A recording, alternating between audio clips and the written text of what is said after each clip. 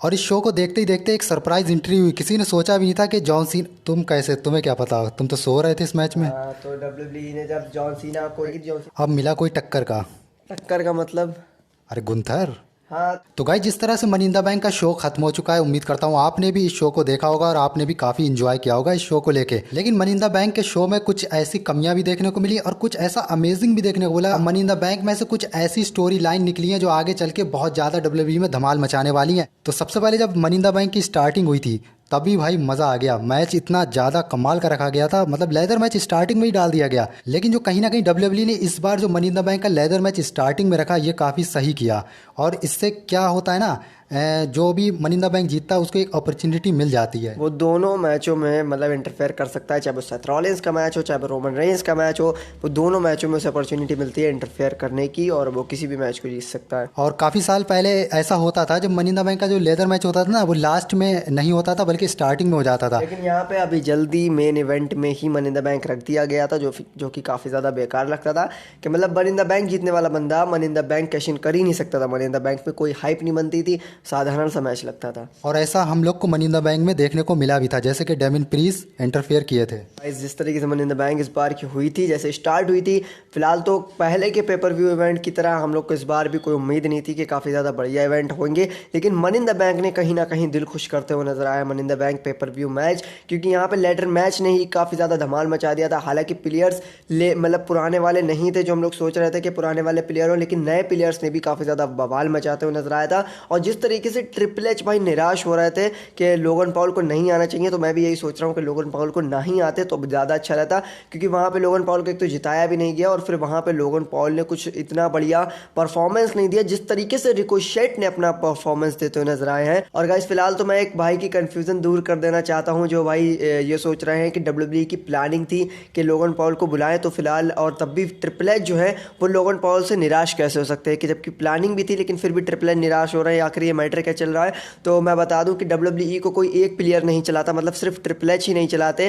WWE के CEO जो हैं वो निक खान है और ट्रिपल एच हमारे डब्ल्यूडब्ल्यूई को संभालते हैं। यहाँ तक कि मिस्टर मैकमैन जो है वो भी डब्ल्यूडब्ल्यूई को कहीं ना कहीं देखते हैं। तो ये काफ़ी मतलब ये ट्रिपल एच होगा, मिस्टर मैकमैन हो गए, स्टेफनी मैकमैन हो गई और निक खान हो गए, ये सब लोग मिलकर एक तरीके से डब्ल्यूडब्ल्यूई को चलाते हुए नजर आ रहे हैं यहाँ पे। तो निक खान का एक तरीके से ये आइडिया हो सकता है कि लोगन पॉल को WWE money in the bank ladder match में डाला जाए। वहीं पे ट्रिपल एच को स्टोरी लाइन पता थी कि आखिर आगे होने क्या वाला है, लेकिन ट्रिपल एच जो थे वहाँ पे लोगन पॉल से खिसिया रहा, और इस तरीके से साफ आपको देखने को भी मिला था कि जब जैसे ही money in the bank start हुई थी, वहाँ पे लोगन पॉल के ऊपर सब लोग ने गुस्सा उतारना स्टार्ट कर दिया था। तो मुझे तो ऐसा ही लग रहा था कि सब प्लेयरों से ट्रिपल एच ने कह दिया था कि जाओ लोगन पॉल को पेल देना, बिल्कुल बेकार, मतलब बेकार तरीके से उन्हें इतना बुरी तरीके से मारना कि क्योंकि वो बिना किसी मैच लड़े ही डायरेक्ट ही मनी इन द बैंक में शामिल हुए हैं।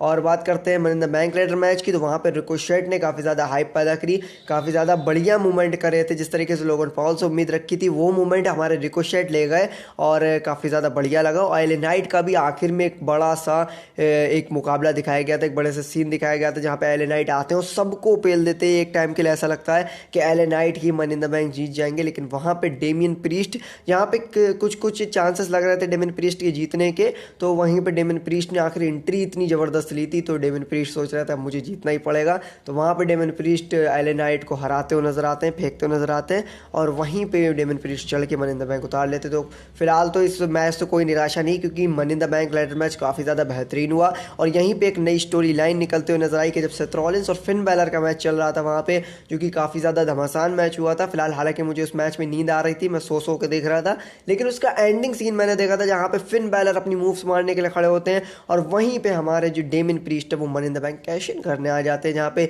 वहाँ पे कुछ टक्कर वाला मुकाबला लग रहा था कि आपसी में थोड़ी सी लड़ाई हो सकती है। और वहीं पे ही हमारे फिन बैलर गिरते हैं, सेथ रॉलिंस लगाते हैं स्टॉर्म और वहीं पे 1 2 3।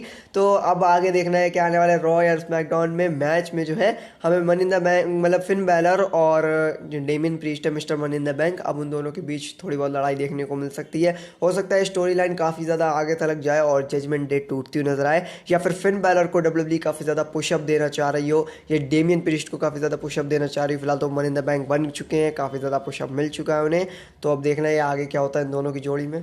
और इस शो को देखते ही देखते एक सरप्राइज एंट्री हुई। किसी ने सोचा भी नहीं था कि जॉन सीना, तुम्हें क्या पता, तुम तो सो रहे थे इस मैच में। तो डब्ल्यूडब्ल्यूई ने जब जॉन सीना को रिटर्न करा था इसके अंदर, तो वैसे ही जॉन सीना के आने के बाद मुझे थोड़ा अच्छा लगा कि हाँ जॉन सीना रिटर्न हुए।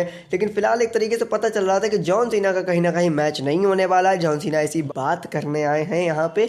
तो यहाँ पे जो जॉन सीना थे वो कुछ बात करने आए थे मन इन द बैंक के, मतलब पब्लिक को एक तरीके से अपने आप को दिखाने आए थे। फिलहाल पब्लिक चौंक गई थी और वहाँ पे जब पता चल गया कि जॉन सीना का कोई मैच नहीं होने वाला, तो मैं सो गया था, मुझे नींद आने लगी जॉन अब मिला कोई टक्कर का।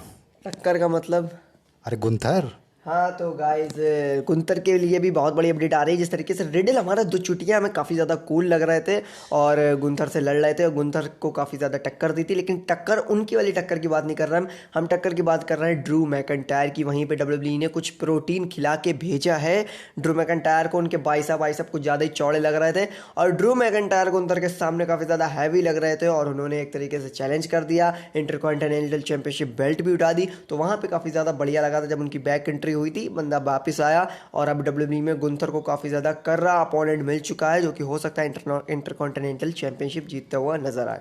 तो वीडियो बहुत लंबी हो गई है, चलो अब लास्ट अपडेट बता ही देते हैं जो होने वाली है रोमन रिंग्स के मैच के बारे में। तो गाइस बात करते हैं रोमन रेंज के बारे में। तो काफ़ी ज़्यादा बेहतरीन मैच रहा, लेकिन एंड में मेरे आंसू निकल ही आए थे शायद, क्योंकि कहीं ना कहीं जो मैं नहीं चाह रहा था वो तो वहाँ पे नज़र आया है कि मतलब सेथ रॉलिंस, ब्रॉक लेसनर जैसे बड़े बड़े सुपरस्टार जो थे वो रोमन रेंज को हरा नहीं पाए। लेकिन यहाँ पे एक लो ब्लो मारने के बाद कहीं ना कहीं रोमन रेंज डर गए थे अपने भैया द ऊसोस और जिमी ऊसोस, मतलब दोनों भाइयों से, और वहीं पर रोमन रेंज हार चुके हैं फाइनली। रोमन रेंज की अब 3 साल बाद हार हम लोग को देखने को मिली है। लेकिन फिलहाल ये हार हम लोग के रोमन रेंज की कमज़ोरी की वजह से नहीं है कि रोमन रेंज कमज़ोर पड़ गए अपने भाइयों के सामने, ऐसा कुछ भी नहीं था। जबकि आपने देखा था कि वहाँ पे सोलो सिकोआ ने अपने फिनिशर मारी थी और वहीं पे स्पीयर लगा था रोमन रेंज का साथ में ही, तो वहाँ पे रोमन रेंज ने यही सोचा था कि शायद जो उनके भाई हैं वो हार तो नजर आएंगे। रोमन रेंज असल बात हल्के में ले रहे थे काफ़ी ज़्यादा और वहाँ पर उन्होंने हराने की कोशिश करी, तो वहाँ पर भी जब नहीं हारे थे उन्होंने किक आउट कर दिया था। तो रोमन रेंज काफ़ी ज़्यादा शॉक हो गए थे कि मेरे भाई इन दो फिनिशर एक साथ पड़ने में नहीं हारे,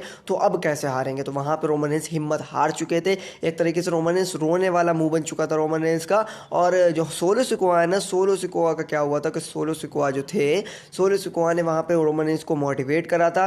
वो उन्होंने वहाँ पे उठाया कि आओ इन्हें और पेलते हैं, वहाँ पे स्टार्टिंग करी फिर से मारने की और मारते मारते मारते मारते हालांकि रोमन रेंज वहाँ पे इस तरीके से डर गए थे कि आखिर अब मैं कौन सी ऐसी मूव मारूँ जो 2 प्लेयर्स जो हैं, मतलब 2 भाई जो हैं वो हारते हुए नजर आए। तो वो उनका जो डर बन गया था ना, वो डर, उसी डर ने रोमन रेंज को वहाँ पे हराया है। आप सोच रहे हैं कि रोमन रेंज जे ऊसो से या जिमी ऊसो से कमज़ोर है, तो मुझे ऐसा नहीं लग रहा कि ऐसी कोई वहाँ पे बात दिखाई गई थी। वहाँ पे एक तरीके से रोमन रेंज का डर दिखाया गया था। नहीं, और लेकिन रोमन रिंग का घंटा भी तो बजा दिया था इस वजह से। जी, रोमन रेंज के साथ बहुत ज़्यादा गलत कर दिया गया था वहाँ पे और एक तरीके से जो हमारे सोलो सिकोआ है वो पिट गए थे। फिलहाल कुल मिला के डब्ल्यूडब्ल्यूई ने ये चीज़ दिखाई है कि रोमन रेंज अपने भाइयों के अलावा कुछ भी नहीं है। यहाँ तक कि जो मतलब अभी वाले ट्राइबल चीफ जो है वो अपने भाइयों के मतलब से जो अपने उनके अगर भाई साथ हैं तो वो ट्राइबल चीफ है, अगर उनके भाई साथ नहीं है तो वो कोई ट्राइबल चीफ नहीं है। कोई भी रोमन रेंज मतलब वो नहीं है जो मतलब अपने आप में तानाशाही दिखाते हैं, वो वैसे नहीं है। लेकिन फिलहाल तो गाइस यहाँ पे एक फैक्ट निकल के आ रहा है कि डब्ल्यूडब्ल्यूई में जो उनके भाई रोमन रेंज के जे ऊसो है ना,